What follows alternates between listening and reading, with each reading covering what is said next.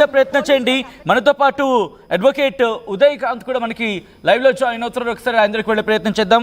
ఉదయ్ గారు, ఈ ఘటనకు సంబంధించి మీరు ఎలా చూస్తారు? ఎందుకంటే ఒక లాయర్ తన విధులు నిర్వహించేందుకు బయటకు వచ్చిన సందర్భంలో తన మీద అటాక్ జరిగిన పరిస్థితి.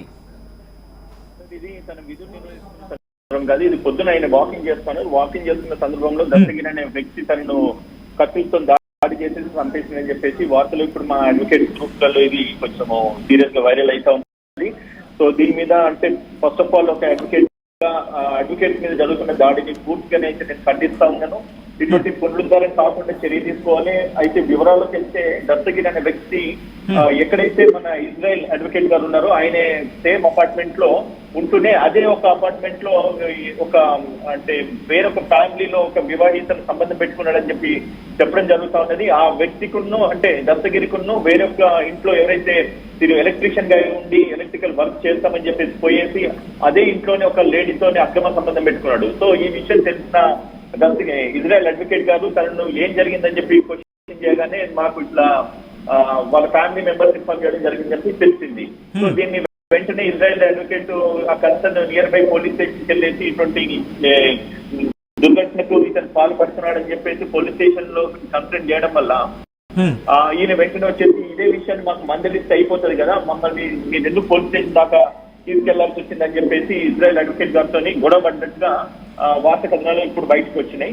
సో ఇందులో మరి ఈ విషయాన్ని ఆయన పగబట్టేసి కాపు కాసేసి ఈ రోజు పొద్దున ఆయన బయటకు వెళ్తున్న సమయంలో కత్తితో దాడి చేసేసి అటాక్ చేయడం ఆయన మళ్ళీ వీళ్ళు హాస్పిటల్ తీసుకెళ్లిన తర్వాత ట్రీట్మెంట్ జరుగుతున్న సమయంలో అడ్వకేట్ చనిపోయిందని చెప్పేసి ఇప్పుడే మా గ్రూప్ అడ్వకేట్స్ గ్రూప్ లో న్యూస్ వస్తా ఉందండి. దీన్ని అంటే న్యాయవాదిగా అండ్ మాకు కాంగ్రెస్ పార్టీ లీగల్ సర్వీస్ తీవ్రంగా ఖండిస్తా ఉన్నాడు.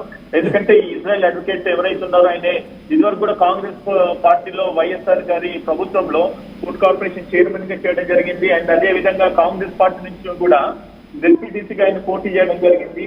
సో వివిధ సేవలు అంటే కాంగ్రెస్ పార్టీకి సేవలు అని చెప్తూ న్యాయవాది వృత్తికి తన వృత్తి ధర్మం కింద ఆయనే వెళ్ళేసి తన యొక్క అంటే డ్యూటీ డిశ్చార్జ్ చేస్తున్నాడు. కానీ ఎటువంటి వ్యక్తిగత కక్షలకు అడ్వకేట్స్ కానీ క్లయింట్స్ కానీ లేకపోతే ఇటువంటి నేరస్తులకు ఉండయి అన్న విషయాన్ని వాళ్ళు. కానీ ఉదయ్ గారు ఇలాంటి ఘటనలు ఎటువంటి సందర్భం? ఎందుకంటే దస్తగిరి లాంటి వాళ్ళు ఆ హీట్ ఆఫ్ ద మూమెంట్ లో ఇటువంటి ఘాతుకాలకు పాల్పడుతూ ఉంటే ఇటువంటి కేసెస్ డీల్ చేయాలంటే నెక్స్ట్ అడ్వకేట్స్ ఆలోచించే పరిస్థితి పడిపోతూ ఉంటుంది. కాబట్టి దీనికి ఏమైనా స్ట్రిక్ట్ యాక్షన్స్ అవసరం కనిపిస్తోందా, లేకపోతే స్ట్రింజెంట్ యాక్షన్ కావాలనిపిస్తుంది దీని మీద?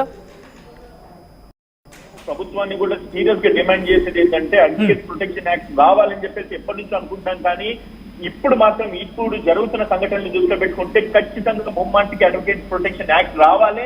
వచ్చేంతసేపు కూడా కోర్ట్స్ అన్ని కూడా బైకాట్ చేసి అడ్వకేట్స్ అందరూ కూడా కొట్లాడాలి. ఎందుకంటే ఇటువంటి దుర్ఘటనలు జరిగినప్పుడు మాత్రమే ఇది మనం బయటకు వెలికి తీసుకొని వస్తా ఉన్నాము. అడ్వకేట్ మీద చర్య తీసుకోవాలి. అడ్వకేట్ మీద ఎటువంటి అగత్యాలు జరుగుతున్నప్పుడు ప్రభుత్వం సీరియస్ గా చర్య తీసుకోవాలి. అండ్ అడ్వకేట్ ప్రొటెక్షన్ యాక్ట్ రావాలని అంటున్నాం. కానీ అటువంటిది ఇంతవరకు అటువంటి చట్టం స్పెషల్ గా రాలేదు. ఒకవేళ వస్తే కనుక అడ్వకేట్స్ యొక్క ప్రివిలేజ్ ఏంటది తెలుస్తుంది. అండ్ ఇంకొకటి రెనాల్డ్ అడ్వకేట్స్ అంటే మంచి అడ్వకేట్స్ ఎవరైతే ఇటువంటి సెన్సేషనల్ కేసెస్ చేసే అడ్వకేట్స్ కూడా ఖచ్చితంగా ఆర్మ్డ్ లైసెన్స్ కూడా అందులో ఇవ్వాల్సిన బాధ్యత కూడా ఉంటుంది. ఎందుకంటే పోలీసులు ఎక్కడికి వెళ్ళినా కూడా వాళ్ళకు ప్రొటెక్షన్ ఉన్నది అండ్ దాంతో పొలిటీషియన్స్ ప్రొటెక్షన్ ఉన్నది.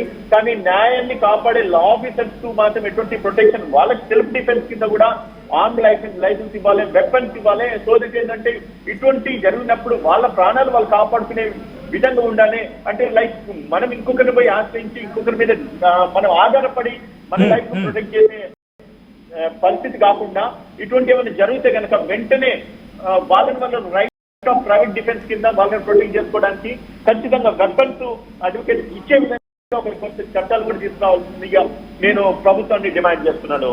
కాదు రైట్ ఉదయ్ కాంత్ గారు, thanks for joining with us. ఈ అంశానికి సంబంధించి మీ ఒపీనియన్ చెప్పే ప్రయత్నం చేసినందుకు. ఇజ్రాయెల్ హత్య ఒక్కసారిగా హైదరాబాద్ ను ఉలిక్కి పడేలా చేస్తుంది. ఎందుకంటే